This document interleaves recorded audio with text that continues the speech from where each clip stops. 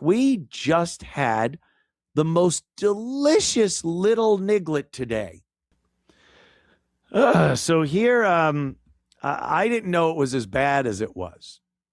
See, that's the problem. Maybe that's it. I'm just not educated to the unbelievable oppression and atrocities that black people had to endure. Slavery, you may have heard of it. And that wasn't even the worst of it. Do you know? All right, hold on to your hats. White people ate black people. That's right. There was a time in American history, or early American history, maybe Columbus, when Columbus came over, and Negroes were on the menu, my friends. You don't believe it? Listen to this smorgasbord, this cornucopia of knowledge about how white people dined on black people. I'm going to show you a clip, and I want you to pay attention to how the white women behave. Which oppression was worse, the oppression of women or the oppression of African Americans or blacks? They used to eat us. Wait, what? Eat? African Americans were eaten. Do they not teach this? They were eaten, turned Do you think into there was furniture. widespread cannibalism in the United States? This was with a specific lady in New Orleans, and she I know who you're talking about. Wait, hold on. One example of cannibalism is not evidence of widespread. They used to Exactly. skin They used and to make leather skin out us of it. and make Like, leather. why is that even a question? I think he's saying because Why you're is it only even like? Could you pointing pause to that one right there? White people ate black people, and they skinned them and made leather out of black Negro. At the time, they called them Negroes, and amongst other things, their skin. And then she's just like, "Oh yeah, it's not even a question." Really? Not even a question. Do you know how proficient the settlers, pioneers, explorers were in hunting when they came to this new land? How amazing, the most modern of weaponry that they had, and the amount of wildlife in America back then. You know, you didn't have to drive up to the forest to see a bear. I mean, they were right there. And they hunted. That's documented. Hunting. I certainly don't believe they would eat slaves. That's like, why would you, there's food, why would you eat one of your slaves? And the leather thing is completely ridiculous. You have cattle, you have horses, you have buffalo. There's so many things that make really good, thick leather. But really, Negro leather to make a little jacket out of and stuff. It's so preposterous. It's so out of the realm of possibility. But the worst part is they fucking believe it. And they tell other black people and they believe it. And it becomes history. It's now another part of their horrible history with white people. They ate us and skinned us for leather. Give me a fucking break. All right, let's watch more. Example. It's not one example. Christopher Columbus wrote about eating children. Christopher Columbus is a cannibal now? Yes, he has he literally has journals of eating children. That is true. Whoa. I don't know. Pause again. In this house, Christopher Columbus is a hero. End of story. Christopher Columbus ate black babies. Well, they are the most tender. He ate black babies. It's in his journals. What Christopher Columbus does have, and may have written in his journals or some of his findings that he came back to Europe with, is that the indigenous people in some of the places that he had seen in the New World ate people. They were cannibals and they ate babies or whatever. I don't even know if anyone was eating babies, but maybe.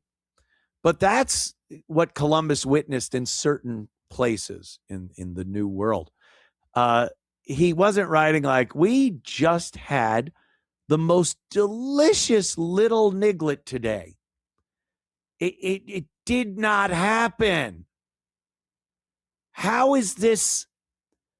I mean, the guy's trying. This guy, I don't remember his name, but this is a pretty popular show, and he's trying, just saying like, you're insane. There was no white cannibalism going on in the country. The Donner Party, they got lost in the mountains in the Sierra Nevadas, and they were starving. So, they started eating a few people, but that's been done. The rugby team in the Andes Mountains, occasionally it does happen. But widespread dining on black people, white people doing that is insanity. Economically, it doesn't work. You got a goat, you got a cow, you kill them and eat them. Why would you kill one of your farm equipment? It's like eating a tractor. Why would you do that? Unbelievable. All right, a little more. Check this shit. First of all, I don't know why we're having debates on which oppression was worse in the first place, but besides this ridiculous ass prompt of a question, this rage baity question, the answer is absolutely yes, that white people did eat black people. You can read the book, The Delectable Negro. I'll put it here by Vincent Woodard to read more about The Delectable Negro. It's a cookbook. It's a cookbook. Human consumption and homoeroticism within the U.S. slave culture. Human consumption and like she goes, oh, it's yes, definitely, absolutely. Just read this book by some batshit crazy black guy that is spreading this lie. There are no historical documents, reports, instances of widespread cannibalism amongst white people eating black people in the early days of the United States of America. It's a blatant lie. Like, I have to tell people this. All right, get The Delectable Negro. That sounds delicious. Play. About that. There's also several different texts and accounts that document this, including about Christopher Columbus. But if you paid attention to the white women, this is something that I notice all the time, is that two black women, presumably, I don't know their gender, are speaking literal truth, and they are laughing. One of them speaks up and pause again. Yeah. You're saying they're speaking literal truth with a guy's book, and then you bring up some documents, texts and things. You can't cite any historical documents about this. None. And it's literal fact. And she's saying the white women are laughing. Yeah. It's hilarious that you idiots believe this. Hilarious. When you're saying it and it's coming out of your mouth that white people ate black people, it's funny because it's so great. It's that extremism comedy where something is so extremely crazy or disgusting or that it becomes funny. There's a type of comedy that is based on something so heinous, so over the top ridiculous that it becomes funny. So how do you blame these women for laughing at your nonsense that they were cannibal white people? Oh, unga bunga. Big pots. I don't remember those cartoons where the African explorer was the one with the giant pot stirring up some black people in it. I don't recall that one. Maybe Bugs Bunny occasionally pulled the old switcheroo and got the African guy in the pot and he was stirring it up. That didn't last long. One, what's up, Doc? And Bugs had a beat it. All right, let's go. And tries to give this information to this white man. She was wrong. She was incorrect, but she tries to give him the information rather than join behind the black people who are speaking and saying, you know what? Yeah, how come you don't know that? It's absolutely true, right? You immediately jump out with some goddamn fact that's incorrect. And then why would, this is her argument, that the white women should have, instead of saying, well, there was an instance of a cannibal down in Louisiana, one of the white women is going to bring up a single instance. Of course, the guy goes, a single instance does not make it that it was this widespread cannibalism of white people.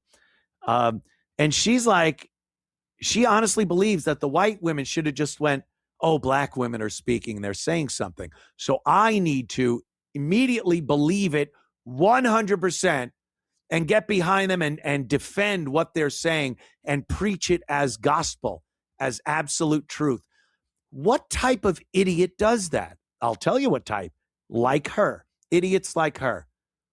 She doesn't understand. She can't make a distinction between the black women that are speaking utter and complete bullshit about cannibalism and the white people in the room that are just, without a racial component to this, saying that's insane.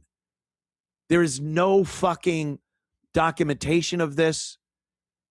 But she's like, no, anytime a black woman especially is speaking, you need to, as a white person, back them up 100%.